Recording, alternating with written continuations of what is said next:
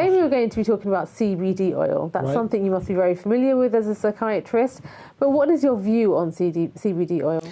I think first thing I'd like to say is that it is not something that many psychiatrists are professionally familiar, in the sense that it isn't something part of a natural prescription for a psychiatrist. But because it has taken so much, captured so much interest of the public, and it has come up with this magic chemical that is affecting so many people, and it is natural, and it presumably has no side effects, although there are some. I personally was introduced to it some time ago when we were exploring some alternative medication for alternative methods of treatment. So what people do is they read the side effects of the psychotropic medication. And there are serious, stuff in there. So what happens is that when they see all that serious stuff, they don't want to take it. Sometimes the psychiatric medications are, they give you immediate side effects, and they are so unpleasant that your first experience actually determines your future relationship with that medication. So that's why CBD appears psychologically, socially, culturally to be a more acceptable chemical. And have you had any experience of any of your psychiatric patients who have wanted to take CBD oil or who have taken it themselves, and the effect it's had on them? Yes. The thing is that in psychiatric practice, as I said, that is not very commonly prescribed. So those who are not being prescribed it, but who have maybe informed you that they are. Exactly. This is the point, that people are more informed. Internet has, and smartphones have really transformed the body of knowledge available to everybody. And so people come and they say, what about that? And I think that is a cue that a psychiatrist should take, or any mental health professional, or even a GP should take. And I would not talk of, psychiatrist only. I would like to talk about every physician. So if somebody is taking psychiatric medication for anxiety and depression, can they add to that with CBD oil? Yeah, absolutely. Absolutely. Because what do we know about CBD oil? That's cannabidiol. It is non-psychoactive. The only thing that it can cause is maybe a little bit of calm and sedation and drowsiness, but you can always titrate it. It doesn't have, so far, it is not plagued by all those, the lists of serious side effects that psychotropic medications have.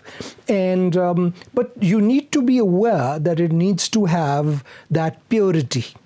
Looking at CBD oil, I mean, we all hear about it, but what exactly is it? And we know that it comes from the cannabis plant, but there's a difference between smoking cannabis and taking CBD oil. Can you clarify that? Yeah, I mean, CBD comes from cannabis, the hemp plant, and they say that there are almost 400 chemicals within that plant, or within that, the bits that you smoke or take in. And so what they've done is that they've taken away the psychoactive, the hallucination-causing, the unreality-causing tetrahydrocannabinol, the THC, out of it, and taken that other chemical that does not give you the psychological, the psychiatric, the psychical experiences on your motivation, on your memory, on your perception. What would be your perspective on, many people, obviously there's always a debate about the case that cannabis should be legalised and then it can have a positive effect on people's well-being, etc., relaxation. What's your view on that? I think it is hypocritical not to legalise cannabis when you have legalised alcohol. So if it were a completely prohibitive society which said, no alcohol, no substances, no nothing, fine. There's a moral argument. There's no scientific argument against it, because you have alcohol, which actually destroys far more lives and far more health compared to cannabis. So, you know, what is it about cannabis that you can't legalize? Why do you think that is? And obviously it is taxes and money and finance. What, from your perspective, why do you think there is this complete freedom for alcohol in society, even though it's having many detrimental effects? Sure. But with cannabis, there's that. Is it a lack of benefit for the government to allow cannabis use?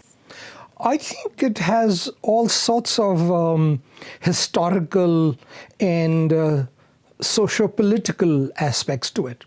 Alcohol, of course, has been the most civilized intoxicant for millennia. Cannabis has not really grabbed that space.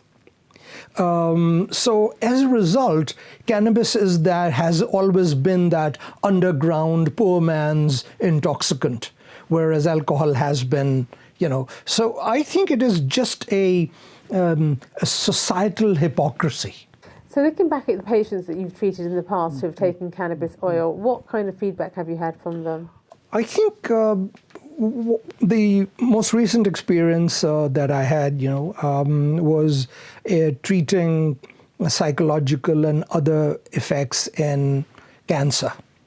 So I've had some very positive sort of feedback in terms of pain, in terms of distress, in terms of sleep, in terms of outlook, in terms of mood.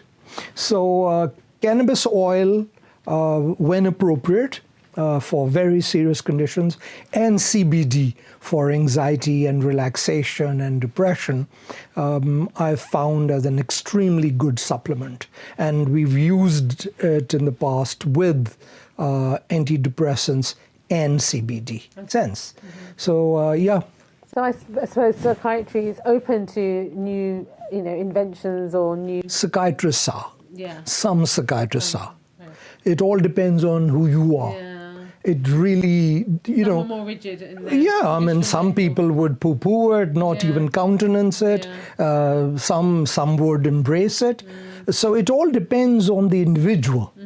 And as I said, that, you know, psychiatry in itself is not really a monolith at all.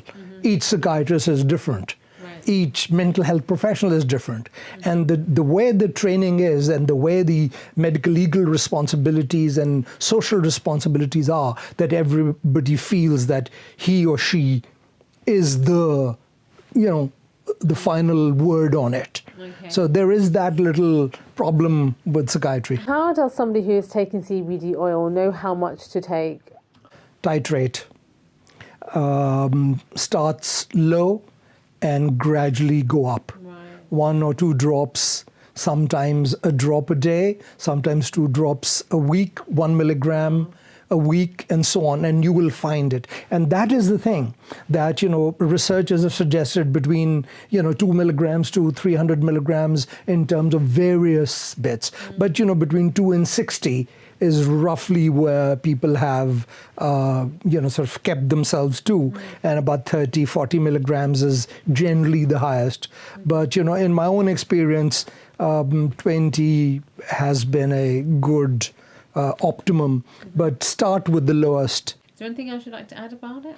I think that it is an excellent new opportunity, and I think that we should embrace it with due care and caution.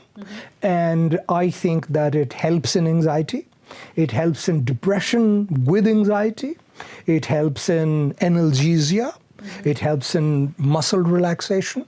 There is anecdotal evidence of it being used in multiple sclerosis and other illnesses, neurological illnesses.